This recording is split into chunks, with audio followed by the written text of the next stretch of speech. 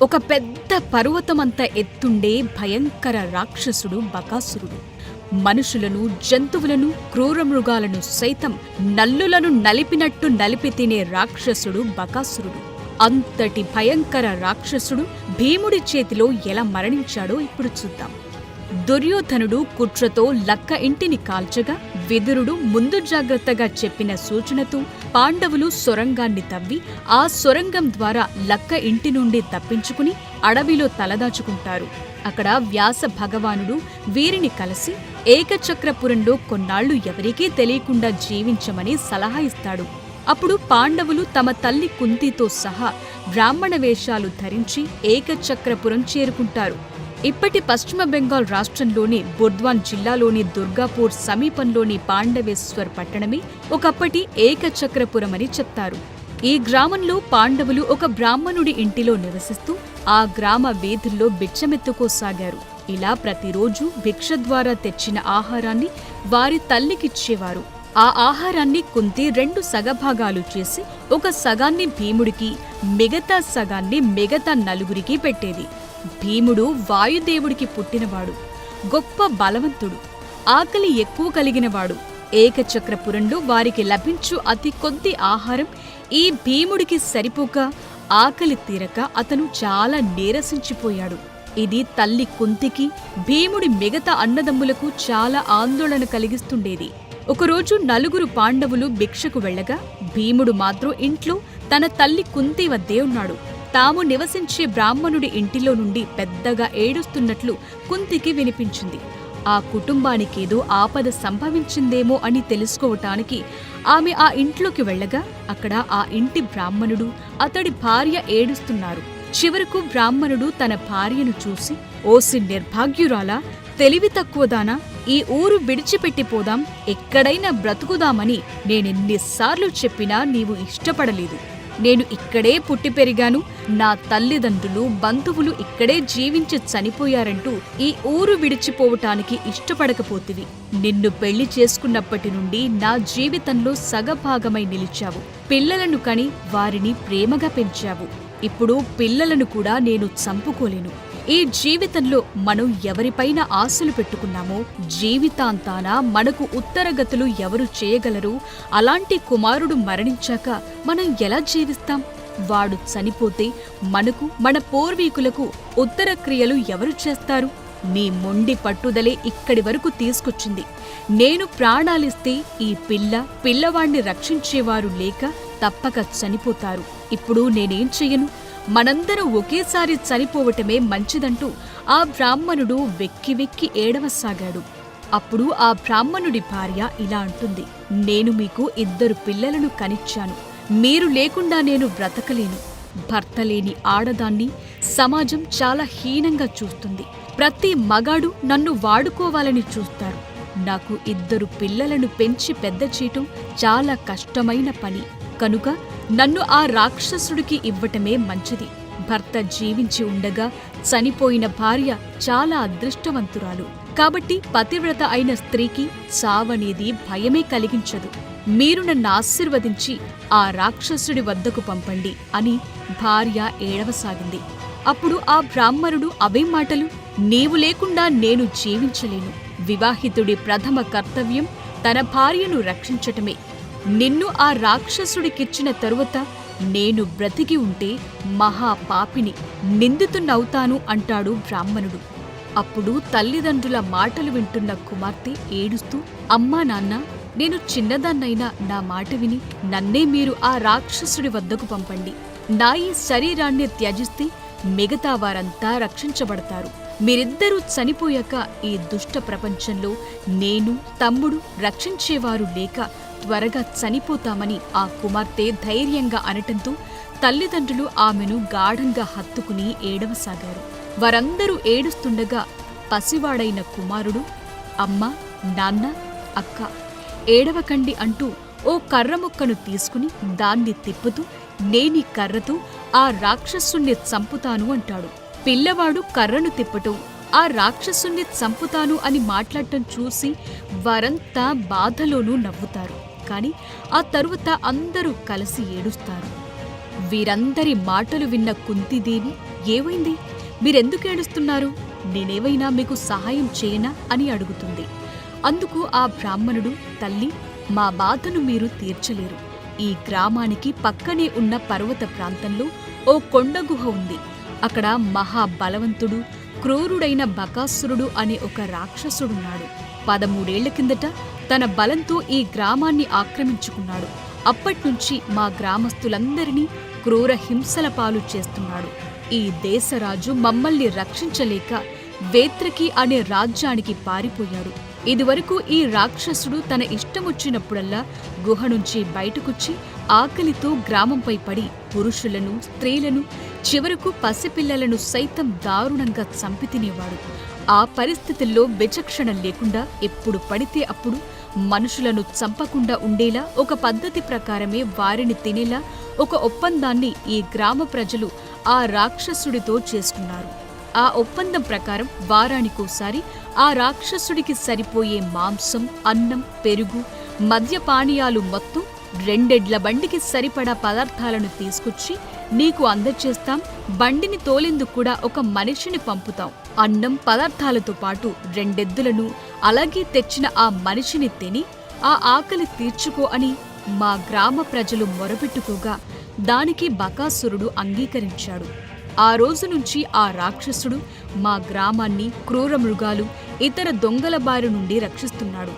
ఈ ఒప్పందం చాలా సంవత్సరాల నుంచి అమలు జరుగుతుంది. ఎంతో మంది మా గ్రామస్తులు ఆ రాక్షసుడి వద్దకు ఆహారం తీసుకువెళ్లి చనిపోయారు.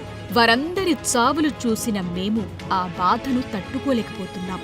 ఈ రాజ్యంలో ఆ రాక్షసుడి బారి నుంచి ప్రజలను రక్షించగలిగే వీరుడెవ్వడూ మాకు కనిపించలేదు. మా దేశపు రాజే మమ్మల్ని రక్షించలేక పారిపోయాడు. చాలా కాలం నుంచి ఇతరులు పడే బాధలను కళ్ళారా చూసి బాధపడుతున్న మాకు ఈరోజు ఆ రాక్షసుడికి ఆహారం తీసుకెళ్లే వంతు మాకొచ్చింది. మాలో ఎవరైనా ఆ రాక్షసుడికి ఆహారమైపోతే మిగతా వాళ్లం బ్రతకలేం. కనుక నా కుటుంబం మొత్తం దుర్మార్గుడైన ఆ నరమాంస భక్షకుడి వద్దకు వెళ్లి వాడికి ఆహారమైపోతాం. అంతకు మించి మేం ఏం చేయగలం అని కుంతీదేవితో అంటాడు ఆ బ్రాహ్మణుడు.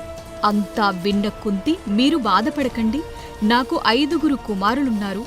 వారిలో ఒకడు బకాసురుడికి అన్నం తీసుకువెళతాడు అని చెప్పగా అందుకు బ్రాహ్మణుడు ఆశ్చర్యచకితుడై, మాకోసం మీరు మీ కొడుకుని చంపుతారా? వద్దు, అందుకు నేనొప్పుకోను అని అంటాడు. అప్పుడు కుంతి, ఓ బ్రాహ్మణోత్తమా, భయపడొద్దు. నా కుమారుడు మంత్రసిద్ధిని పొందినవాడు, మంచి ప్రజ్ఞావంతుడు, గొప్ప వీరుడు. వాడు నిశ్చయంగా ఆ రాక్షసుని చంపుతాడు. ఇలాంటి రాక్షసులను ఎంతో మందిని వాడు చంపటం నేను చూశాను. నేను చెప్పిన ఈ విషయాన్ని మీరు రహస్యంగా ఉంచండి చాలు. ఇది బయటకు తెలిస్తే నా కుమారుడి ప్రభావం నశిస్తుంది అని వారికి చెప్పి ఒప్పిస్తుంది కుంతి. ఆ తరువాత అక్కడి నుండి తన ఇంటికి వచ్చి భీముడికి జరిగిందంతా వివరిస్తుంది కుంతి. అందుకు భీమసేనుడు చాలా సంతోషంగా, ఉత్సాహంగా ఎప్పుడెప్పుడు ఆ రాక్షసుడి వద్దకు వెళదామా అని ఆత్రంగా ఎదురు చూడసాగాడు. ఆ తరువాత మిగతా పాండవ సోదరులు భిక్షతో ఇంటికి తిరిగి వచ్చి భీముడు చాలా సంతోషంగా ఉండటం చూసి వెంటనే విషయమేంటని కుంతిని అడిగారు. ఆమె బకాసురుడి గురించి మొత్తం చెప్పగా అప్పుడు ధర్మరాజు, అదేంటమ్మా, అనాలోచితంగా ఎందుకు మాటిచ్చావు? భీముడి బలాన్ని నమ్మి మనందరూ ఏ చీకు, చింత, భయం లేకుండా నిద్రపోతున్నాం. వంచకులైన మన శత్రువులు హస్తగతం చేసుకున్న రాజ్యాన్ని భీముడి పరాక్రమంతో మనం తిరిగి పొందాల్సి ఉంది. భీముడి బల పరాక్రమం వల్లనే కదా మనందరం లక్క ఇంటి నుంచి సురక్షితంగా రాగలిగాం. ప్రస్తుతం మనలను రక్షిస్తున్నవాడు, మున్ముందు మనకు మరింత మేలు చేయగలిగిన భీముడి ప్రాణాలను నీవిప్పుడు ప్రమాదకర పరిస్థితుల్లోకి నెడుతున్నావు అని తల్లిని మందలిస్తాడు. అందుకు కుంతీదేవి, కుమారులారా, ఎన్నో సంవత్సరాల నుంచి ఈ బ్రాహ్మణుడి ఇంటిలో మనం ఆనందంగా ఉంటున్నాం. ఒకరి సుగుణం ఇతరులతో పొందిన మేలుకు ప్రత్యుపకారం చేయటం వల్లనే బయటపడుతుంది. భీముడి శౌర్య పరాక్రమాల గురించి మనందరికీ తెలుసు. మనల్ని వారణావతం నుంచి ఇక్కడకు తెచ్చిందెవరో, హిడంబాసురుణ్ణి చంపింది ఎవరో గుర్తుపెట్టుకోండి. ఈ బ్రాహ్మణ కుటుంబానికి సాయం చేయటం మన విద్యుక్త ధర్మం అని చెప్పి తన కుమారులందరినీ ఒప్పిస్తుంది. ఆ తరువాత గ్రామ ప్రజలంతా మాంసం, తినే పదార్థాలు, పెరుగు, మద్యం మొదలైన అన్నింటినీ 2 ఎద్దుల బండిపై వేసుకుని బ్రాహ్మణుడి ఇంటికి తీసుకొస్తారు. ఆ బండి తోలుకు వెళ్లాల్సిన వంతు బ్రాహ్మణుడిదే కనుక వాటన్నింటినీ తీసుకువెళ్లి బకాసురుడికి అప్పగించమని చెప్పి వారందరూ తిరిగి తమ ఇళ్లకు వెళ్లిపోతారు. ఆ తరువాత భీముడు ఆ బండిని తీసుకుని రాక్షసుడి గుహకు బయలుదేరుతాడు. బండితో రాక్షసుడైన బకాసురుడి గుహ దగ్గరకు చేరుకున్న భీముడు అక్కడ అంతా ఎముకలు, రక్తపు ముద్దలు, తెగిపడిన కాళ్ళు చేతులతో సహా తల కపాలాలు కూడా ఉండటం, వాటి వాసన పసిగట్టిన గద్దలు, రాబందులు ఆ గుహ పైన ఎగురుతూ ఉండటం చూస్తాడు. ఆ గుహకు దగ్గరలో బండిని ఆపి మంచి మంచి ఆహార పదార్థాలు నోరూరిస్తుంటే ఆకలి తట్టుకోలేక వాటన్నింటినీ తినటం ప్రారంభిస్తాడు. బకాసురుడితో యుద్ధం వల్ల ఈ పదార్థాలు పాడైపోతాయి కనుక ముందుగానే వీటన్నింటినీ తినటం మంచిది. పైగా రాక్షసుణ్ణి చంపాక వీటిని తినటం మంచిది కాదు అని మనసులో అనుకుని వాటిని ఆవురావురుమని తినసాగాడు. తాను ఆహారం తినే సమయం దాటిపోవటంతో ఇంకా ఆహారం ఎందుకు రాలేదా అని బకాసురుడు ఆ గుహ నుంచి బయటకొచ్చి తేరపారా చూస్తాడు. గుహ ఎదురుగా ఉన్న స్థలంలో బండిని నిలిపి అందులోని ఆహారాన్ని తింటూ భీముడు కనిపిస్తాడు. అప్పుడు బకాసురుడికి కోపం తారస్థాయికి చేరుకుంటుంది. అదే సమయంలో భీముడు కూడా ఆ రాక్షసుణ్ణి చూసి చేతనైతే తనతో యుద్ధం చెయ్యమని గట్టిగా అరుస్తాడు. ఆ బకాసురుడు భారీ కాయంతో, ఎర్ర రంగు జుట్టుతో, దట్టమైన గడ్డం, గుబురు మీసం, పెద్ద నోరును కలిగి భయంకరంగా ఉండి కోపంగా భీముడి వైపు పరిగెత్తుకుంటూ వస్తాడు. అయినా భీముడు నిర్లక్ష్యంగా నవ్వుకుంటూ రాక్షసుడి వైపు తన వీపు చూపుతూ నెమ్మదిగా ఆహారం తినసాగాడు. వేగంగా అక్కడకు చేరుకున్న బకాసురుడు భీముడి వీపుపై తన పిడికిలితో గుద్దుల వర్షం కురిపించసాగాడు. కాని భీముడు బకాసురుడి వైపు చూడకుండా ఆహారం తినసాగాడు. తను దారుణంగా గుద్దుతున్నా పట్టించుకోకుండా తన ఆహారాన్ని తింటున్న భీముడిపై పట్టరాని కోపంతో బకాసురుడు ఊగిపోయాడు. అక్కడే ఉన్న ఓ చెట్టును పెరికి భీముడిపై వేసినప్పటికీ అతడు వంక కనీసం చూడకుండా భీముడు ఆహారం తింటూ తన ఎడమ చేతితో ఆ చెట్టును పక్కకు నెట్టి అన్ని పాత్రల్లోని ఆహార పదార్థాలను ఖాళీ చేస్తాడు. తరువాత లేచి నిలబడి తన ఒళ్ళు విరుచుకుని బకాసురుడికి ఎదురు నిలిచి పోరాడతాడు. వీరిద్దరి మధ్య యుద్ధం భయంకరంగా జరగసాగింది. ఇద్దరూ ఒకరిపై ఒకరు పిడిగుద్దులు గుద్దుకున్నారు. అక్కడ ఉన్న బండరాళ్లను ఒకరిపై ఒకరు విసురుకున్నారు. చెట్లను విరిచేసి ఒకరినొకరు కొట్టుకున్నారు. ఇద్దరూ మహాబలవంతులు, సమఉజ్జీలు 2 పర్వతాల వలె భీకరంగా పోరాడసాగారు. ఇలా కొన్ని గంటల పాటు వారిద్దరి పోరాటం కొనసాగింది. భీముడు బకాసురుడితో చెలగాటమాడసాగాడు. ఆ రాక్షసుణ్ణి నేలమీద పడేసి తన కాళ్లతో దారుణంగా తన్ని మళ్లీ లేపి తన చేతులతో పిడిగుద్దులు గుద్దసాగాడు.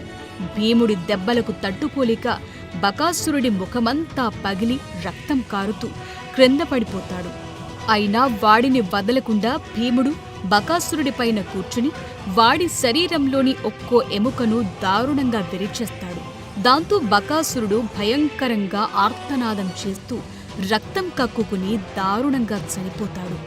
ఆ తరువాత భీముడు బకాసురుడి కళేబరాన్ని ఏకచక్రపురం పొలిమేరల వరకు లాక్కుచ్చి అక్కడ పడేసి తన ఇంటికి తిరిగొచ్చి శుచిగా స్నానం చేసి బకాసురుణ్ణి చంపేసిన విషయం తన తల్లి కుంతీదేవికి పూసగుచ్చినట్టు చెప్తాడు. అందుకు సంతోషించిన కుంతీదేవి ఈ విషయాన్ని బ్రాహ్మణుడికి చెప్పి ఇక మీదట మీకు గాని మీ గ్రామస్తులకు గాని ఆ బకాసురుడి పీడ లేకుండా విరగడైందని చెప్తుంది. అందుకు సంతోషించిన బ్రాహ్మణుడు తన ఊరి గ్రామస్తులందరినీ వెంటబెట్టుకుని తీసుకువెళ్లి గ్రామ పొలిమేరలో ఉన్న బకాసురుడి భారీ కళేబరాన్ని చూపించి మన మొరవిన్న దేవతలు వచ్చి వాడిని చంపారని చెప్పగా ఆ రాక్షసుడు దారుణంగా చచ్చాడని చూసిన గ్రామ ప్రజలంతా సంతోషంతో సంబరాలు చేసుకుంటారు. బకాసురుడికి కిర్మీరా అనే సోదరుడు కూడా ఉన్నాడు. ఆ రాక్షసుడు కూడా తరువాతి కాలంలో భీముడి చేతిలోనే చనిపోతాడు. వీడి గురించి ఇంకో వీడియోలో తెలుసుకుందాం. అయితే బకాసురుడి మరణానికి సంబంధించిన మరొక కథనం కూడా ప్రచారంలో ఉంది. భీముడు, బకాసురుడు, కీచకుడు, జరాసంధుడు, దుర్యోధనుడు ఈ 5గురు ఒకే నక్షత్రంలో జన్మించారు. వీరి వీరి జాతకాల ప్రకారం వీరిలో ఎవరు ముందుగా మరొకరి చేతిలో హతమవుతారో మిగిలిన ముగ్గురు కూడా వారి చేతిలోనే మరణిస్తారు. ఈ క్రమంగా ఏకచక్రపురంలో బకాసురుడు ముందుగా భీముని చేతిలో చనిపోతాడు. దీంతో మిగిలిన ముగ్గురు కూడా భీముని చేతిలోనే మరణించవలసిన ఆవశ్యకత ఏర్పడింది. ఆ తరువాతి కాలంలో జరాసంధుడు, కీచకుడు, దుర్యోధనుడు కూడా భీముడి చేతిలోనే చనిపోతారు. ఇదంతా వారి విధి. విధిరాతను మార్చటం ఆ విధాత వల్ల కూడా కాదు. For more videos like this, subscribe Big TV channel.